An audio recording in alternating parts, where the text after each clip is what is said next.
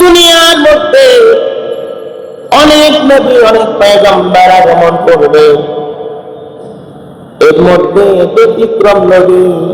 এই নবীটা কেমন নবী? সমস্ত নবীরা চায়, সমস্ত বেকেরাম চায় আল্লাহকে খুশি করার জন্য, আর আল্লাহ চায় আমার নবীকে খুশি রাখার জন্য। खुदा करता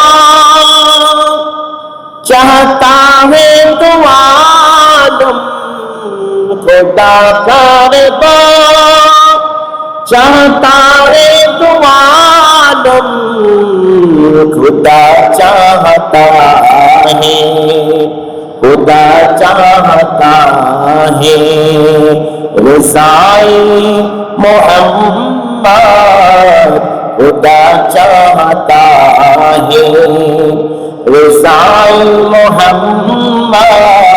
सुबहानाल्लाह। সমস্ত নবীরা, সমস্ত মাখলুকাত আল্লাহকে খুশি করতে চায়, আমার নবীও চায়। নবীর শানটা ব্যতিক্রম হচ্ছে যে আল্লাহ আবার নবীকে খুশি রাখতে চায়। সুবহানাল্লাহ। আল্লাহ রাব্বুল আলামিন আমার নবীকে এত বেশি পছন্দ করেন, এত বেশি ভালোবাসেন যে নামাজটা হচ্ছে আল্লাহর জন্য, বাইতুল্লাহ কিবলা এটা আল্লাহর জন্য, বাইতুল মুকাদ্দাস এটাও কিবলা, আবার বাইতুল্লাহ এটাও কিবলা।